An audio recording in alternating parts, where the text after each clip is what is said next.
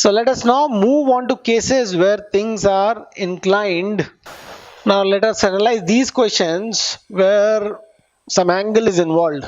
The movement of the body and the movement of the string is not in the same direction. In this case, in that case, in here, the movement of the body and the string is in the same direction. So had I given it like this or this, it would have been the same case. So, and this one is a rod, is a rigid rod. So this is not a string. But anyways, all these are always tense. It is all extended. So here also the length is maintained. Here also the length is maintained. So all can be dealt in a similar fashion. So let me first discuss this question and see exactly what is happening over here.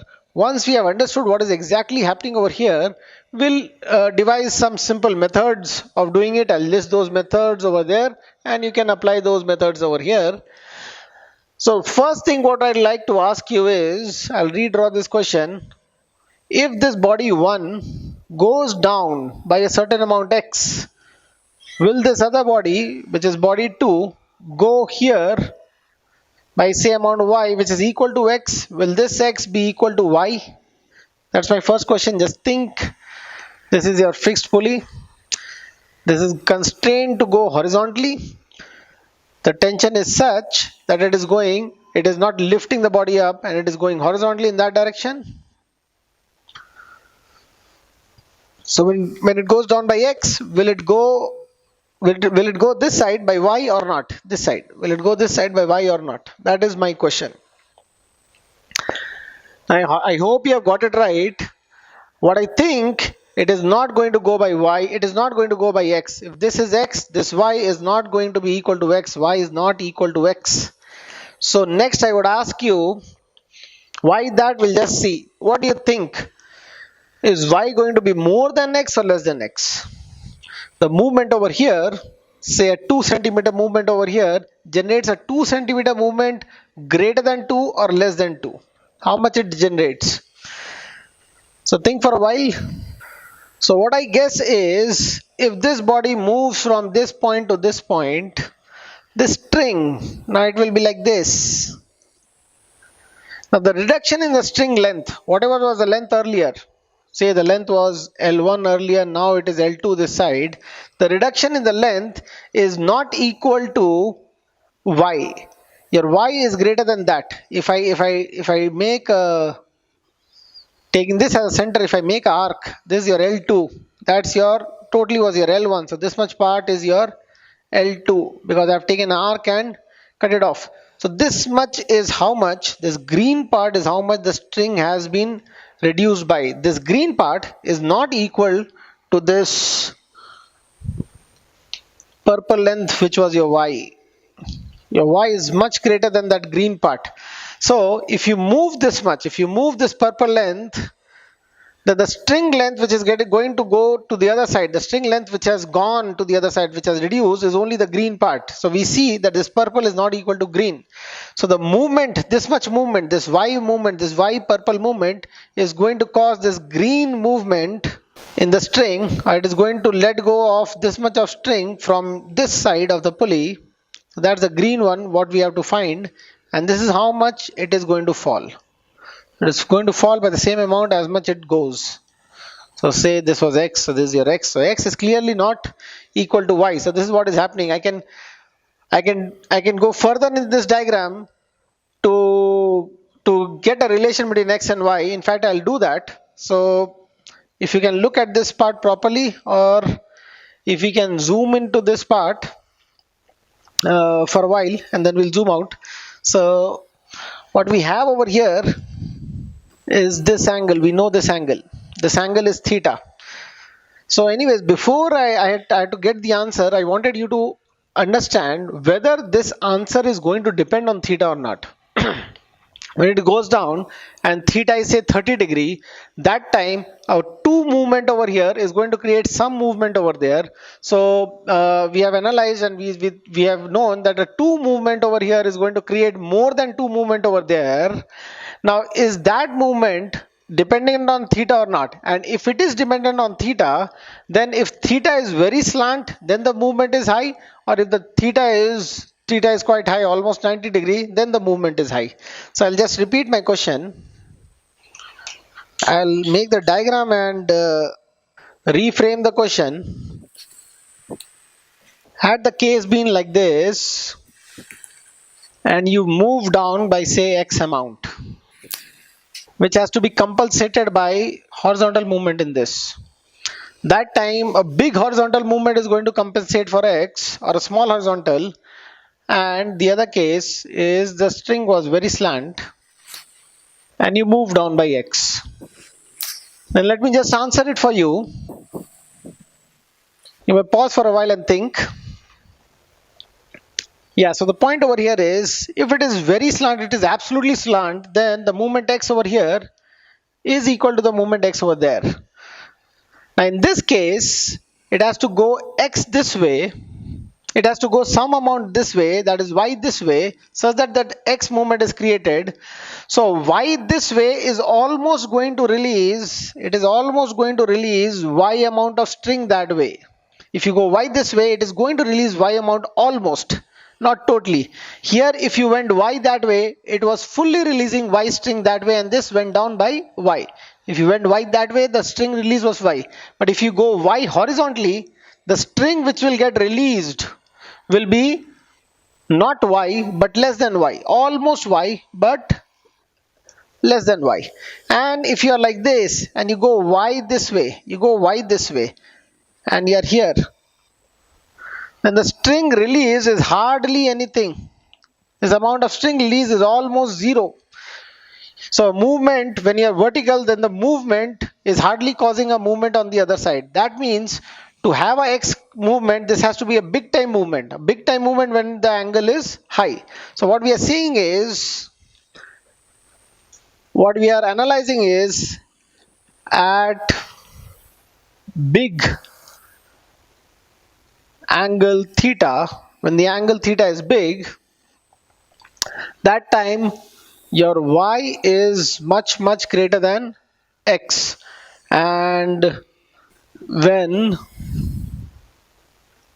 angle theta is almost 0, it is small, then y is almost equal to x. Let us see, after getting our answer, whether this part satisfies or not. So this is how we are analyzing, and after getting a mathematical expression between x and y, this thing should come all right. If it is involving cos and sine or whatever, this should satisfy, because this is what we have thought, and our thinking is the main driving force behind all our questions. It is not the maths but the thinking. In physics you have to have your analysis right, your thinking right. Okay, so let's zoom on to this part and check out what's the expression. So I'll just redraw this part, or if you can see over here, I've drawn an arc and I'm not going to disturb this angle much. So if I'm not going to disturb this angle much, I'm just going to go a bit ahead. I'm going to go dy and I'm going to study dx. The ratio is going to remain the same for that angle theta. So the angles are very small. This angle, this is an arc, so this angle is almost 90 degree, because this becomes the radius. That's also the radius, by the way. So the radius is 90 degree to the arc. So this becomes a triangle over here. This orange, purple, blue, that becomes a right angle triangle over there, of which the purple part is the hypotenuse. So if the purple part is the hypotenuse, what's the relation between them? The relation is your x is equal to y cos theta. So that is what you are getting your relation as. That means if you move y, then the string, this blue length string becomes lesser, this orange length string it becomes, and the difference in the blue length and the orange length is equal to this green length, which is x, which is related in the triangle like this, and it is dependent on the angle theta. So I did not make a big triangle, I'm just going, I should have written dx over here and dy over there to get the exact relation. And if I go beyond a certain distance, then the angle is going to change. Then your relation between dx and dy is going to change. So what we get over here is if I go dy, it goes dx. Dx is equal to dy cos theta. So if the string is released dx, it is going to go dx down, and this is going to go dx down. So in dt time the whole thing is happening, then I can just divide by dt both sides and can say the velocity this side, say velocity of body 1 v1 is equal to v2 velocity of this along y is v2. So y was along the horizontal, so v2 cos theta. That is my relation using this diagram method, which I am not persisting with. I'm not going to do this later, so you can just note it down.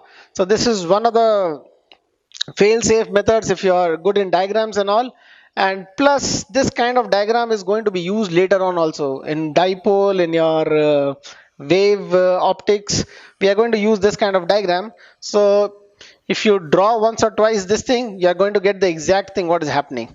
Now is it satisfying this? At big angles your y, which is the movement of the block 2, will be much greater than x, meaning to say v2 will be much greater than v1. So when the angle is big, it is almost 90 degree. When it is almost 90 degree, then cos is almost 0. If cos is almost 0, then your v2 into almost 0, so v2 has to be a very large value into a very small value of cos, is going to give you v1. So v2 is going to be v1 divided by cos. Cos is going to be almost 0, so v2 is going to be a large value, which is coming correctly as we had thought. And when angle is almost 0, when theta is almost 0, so cos 0 is 1, that time v1 comes v2. That is this case when the angle was 0. So this is a low angle almost 0, and this is a 0 angle. So at 0 angle, obviously your v2 will be equal to v1. That's v2, that's v1. So this by diagram you can say is one of the methods, not preferred, but I'll just list it down when I'm writing the methods. So another easy method would be, so I'll just write the answer over here by the way, v2 is equal to v1 cos theta. That's your answer. I'll clear the board. So the most preferred method in such cases, I would say, would be this. So pay attention to this. This body was going forward with v1, but we'll try to find out the component of the velocity along the string. What is the component of the velocity along the string? And then 90 degrees to the string. The velocity which is 90 degrees to the string, this is your string, and this point moves 90 degrees, doesn't create, for that instance, for a very small movement, say dw movement or whatever, very small movement, for a very small movement, it doesn't create any slackness or tightness in the string. It doesn't release any string or doesn't take up any string. So after a small movement in 90 degree direction, the string is still on the pulley in the same way, and nothing moves over here. So 90 degree component, if the body is moving 90 degree, same as something is hanging over here and here, and this body is dangling this way 90 degree to the string. If the body is dangling this way, this is not going to move.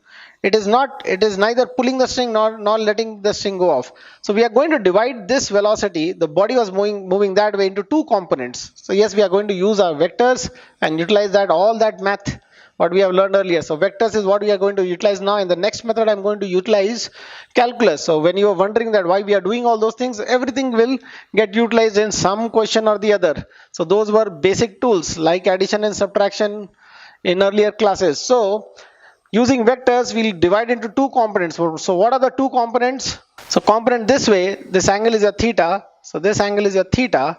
So this is your v1 cos theta, and this is v1 sine theta. So due to v1 sine theta, no string is getting released. And what about this? If the string is going this way with a v dash component along the string, if the point is going along the string with the v dash component, what is going to happen? This is going to go down with v dash. So along the string it is v1 cos theta. So this is going to go down with, sorry, this was v2. I'm so sorry. This is v2. So it is going along the string with v2 cos theta. So this is going to go down with v2 cos theta. So what do we get? We get v1 is equal to v2 cos theta. So that is how we got it earlier also. That's the same thing what we got it earlier. And what we are doing this time is both the ends of the strings, since the string length is not increasing, we are checking the velocity along the string, and we are saying that at both the ends the velocity along the string has to be same. If this is your string going whichever way due to whatever setup which has been made, it is going with v1, this is going with v2, this is theta 1, that is theta 2. So along the string the velocity which is v1 cos theta 1 must be equal to along the string velocity v2 cos theta 2, because this length, the string length, has to be maintained, it has to remain the same. So it goes v1 cos theta 1, this goes v2 cos theta 2. Since the string length is same in the same time, then the value of v1 cos theta 1 must be equal to v2 cos theta 2. So along the string the components are same, 90-degree component has no effect on each other. So this along the string v1 was luckily along the string itself, so you don't have to do any component for v1, and v2 was not along the string, v2 was this way, so v2 along the string became v2 cos theta. So the along the string component we have equated, so that's your preferred method. So I'll write it as method say A. It's a different type of question, so that is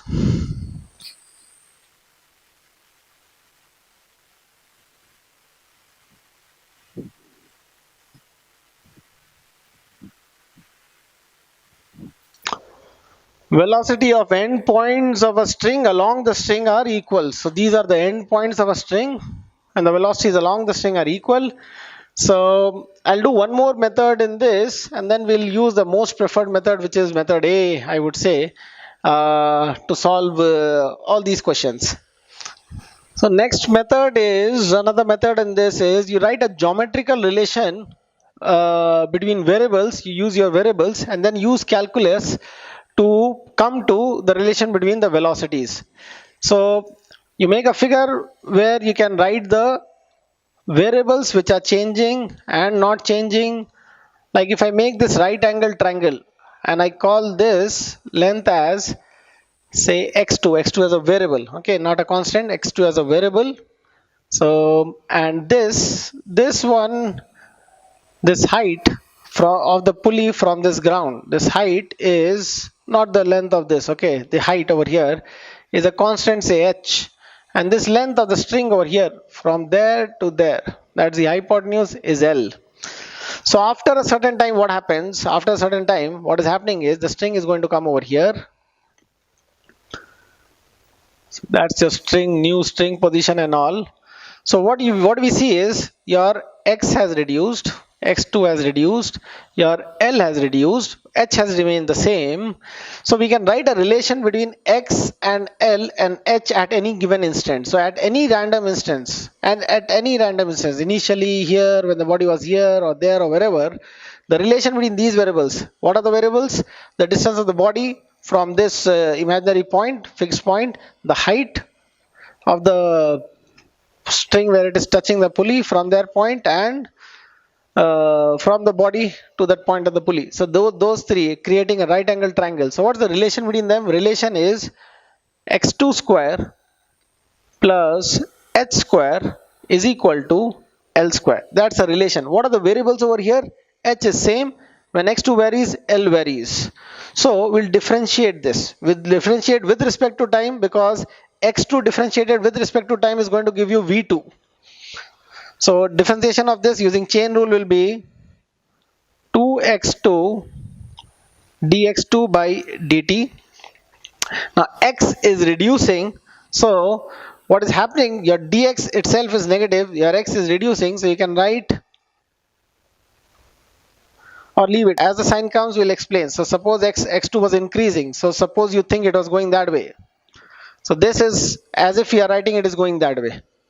Dx2 is always positive. So in a differentiation, when you write dx, be careful of thinking it as an increment, not as decreasing the value, as increasing the value. So here dx2 is increasing. So what we have changed our original question. The v2 was this way, we have changed it to that way. So that's your 2x2 dx2 by dt plus differentiation of this constant would be 0 is equal to 2l dl by dt. Now when x is increasing, L is increasing. Okay, in this particular case when they were going down, we should have written minus dx2 by dt, and L would have also decreased, that is minus dl by dt. So you have to have a hang of the diagram also, what is happening. It is not just independent equation, so you should know which one is increasing, which one is decreasing. On x2 decreasing, L is decreasing, so both are having the same sign. On x2 increasing, L is increasing. So what we have over here is x dx2 by dt can be written as v2 because that was the velocity. So that is dx2 by dt is your minus v2 in fact. So minus v2 I'll write, so don't bother about the minus sign right now. So it is 2x2 and then 2l, 2 I should have cancelled, dl by dt. So dl by dt, what do you think is dl by dt? dl is the increase in L, that's your dl. So the string which is getting stretched when the body is coming here, the string is getting increased. So the amount the string is getting increased this side, the string which is getting pulled this side, that much must be the string which is going up. So dl is in fact how much it went up also. So your dl by dt is the velocity upwards. So since this velocity is marked downwards v2 v1, I'll write it as minus v1. Okay, otherwise you could have taken v2 positive that side, so this would have been plus v2, and v1 positive that side, so it should have been plus v1. So this is minus v1 because I had taken v1 initially downwards. Okay, so what do we get over here? What is the relation between v2 and v1? We get v1 is equal to 2 gets cancelled, x2 by L v2. That is what we get at any given instance. So at this particular instance, depends where we are talking. If x2 was here, the velocity ratio would be something else, and if x2 was this short, the velocity ratio will be something else, as discussed earlier.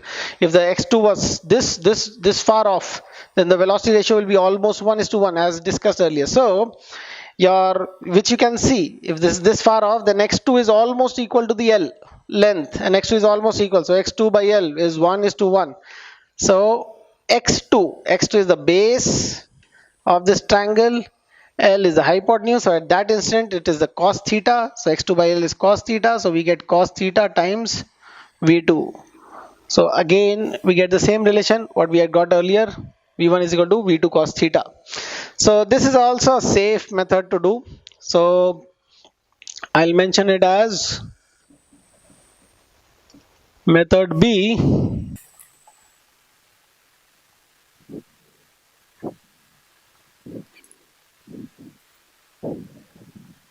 So that is your method B. Write the relation between variables. You have to make up some variables and write the relation such that when you differentiate, you have to differentiate that with respect to time, such that when you differentiate the variables, you get the velocities what you were looking for. So these two methods and all those methods on top, everything applied, I think you can solve each and every question. So the preferred method I think is velocity along the string is the easiest to do.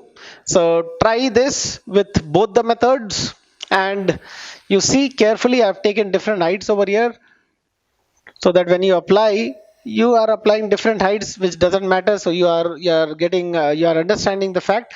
So I know most of you are going to do by one method and not the other method, but just for practice sake, I'll request you to do both the methods. So I'll give you 2 minutes. I hope you are done with it.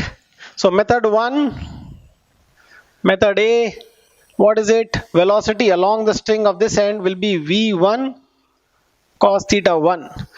Velocity along the string will be, this angle was theta, so that is vertically opposite angle theta 2. So v2 is that way, along the string will be v2 cos theta 2. Along the string, velocity means how much string you are giving and how much string this is pulling. So what is given is pulled. So v1 cos theta 1 is equal to v2 cos theta 2 is the relation between them. So that is how it works. If I ask you that which will be higher, which will be lower, then the thing is that this velocity will be much higher than this velocity, because this is at a steeper angle. At a steeper angle, you require high velocity to bring about a change. At a flatter angle, you require even the lower velocity is going to bring as much of a change. So this will be the lower velocity in this case. If theta 1 is greater than theta 2, then v1 will be greater than v2. That is your analysis. Is this equation satisfying the analysis? Check for yourself. So what's the other way? Method B for the same question. Method B for the same question would be, method B was write a relation. So I'll write a relation over here. So I'll call this length as x1, height as h1, which is a constant, and this length as l1, which is varying. So I'll write x1 square plus h1 square is equal to l1 square. I'll differentiate this. This is 0. The differentiation of this is 0. You get a 2x1 dx1 by dt over here, and you get 2l1 dl1 by dt over there. Both are decreasing. You have a minus on both of them. dx1 is a negative, dl1 is a negative, so that cancels and become positive. So again, what we get over here is your dl1 by dt, sorry, dx1 by dt was your v1. So v1 is equal to l1 by x1 into dl1 by dt is how much is the string released by. So dl1 by dt.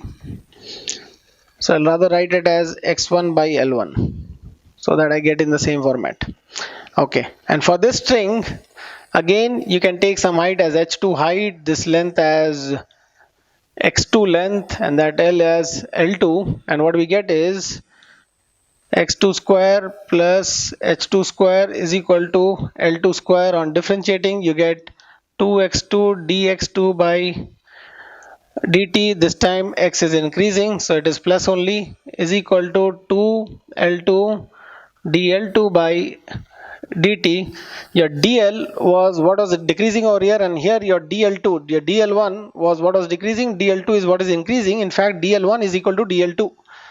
This gone down, so it is a minus dl1 that way. So minus dl1 is a positive value. dl1 means this way, this means your dl1, and that's your dl2 is increasing. So always we think of incrementing variables. So what we get over here is v2, dx2 by dt is v2, x2 by l2 is equal to dl2 by dt. So dl2 by dt is the velocity of the string here. dl1 by dt was the velocity of the string there. So that velocities were same.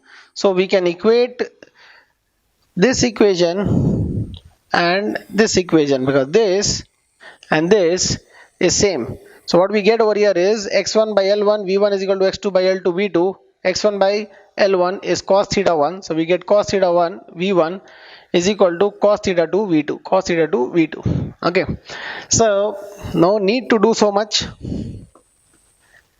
A1 is what will give you the answer in one go. So method A. Now this one,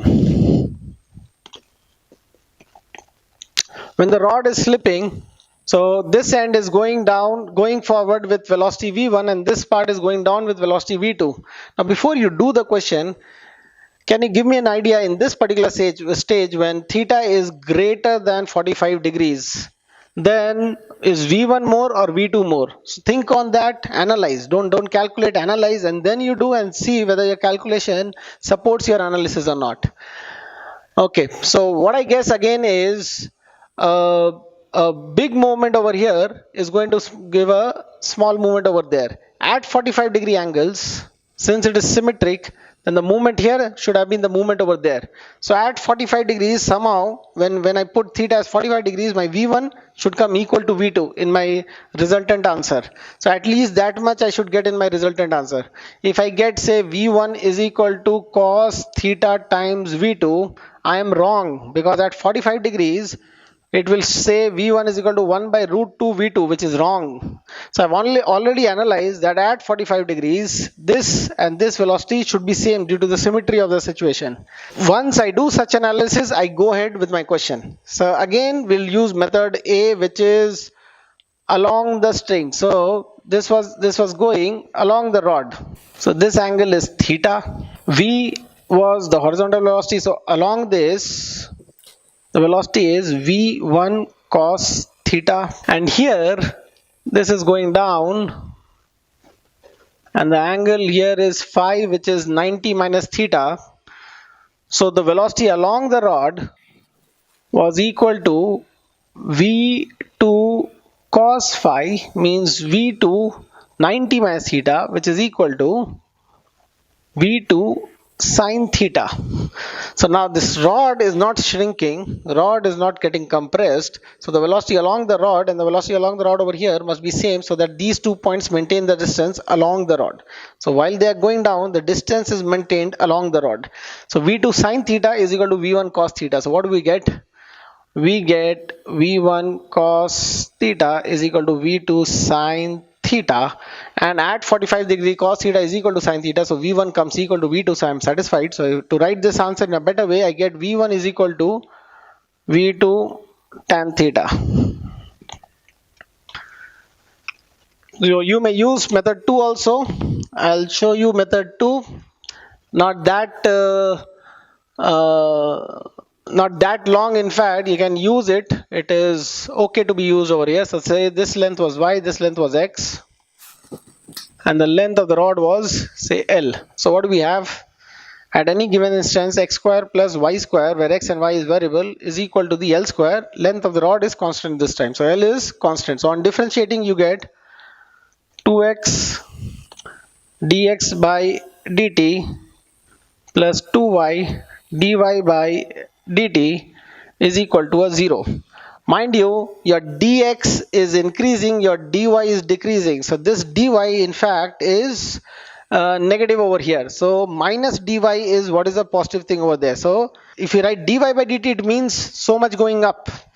So it is a minus v2, by the way. This thing is a minus v2 over here, because v2 is downwards. Dy by dt, without knowing the situation and all this, means dy means increment in y, increase in y. That means the maths assume that y is also increasing. It doesn't know that we are doing a rubber band or whatever. So dy is an increase for maths and dx is also an increase for maths. So dy by dt is your velocity upwards, but v2 is the velocity downwards. So I'll replace this with a minus v2. So what do I get over here? 2 and 2 cancels, I'll not write that 2.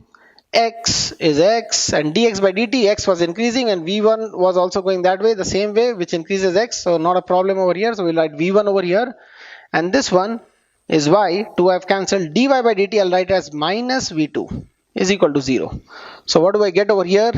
I get v1 is equal to y by x v2 for that given length y and x at a certain instance. So what is y by x? Y by x is tan theta for sure. So we get the same answer. V1 is equal to V2 tan theta. By both methods, not long. This is also quite short.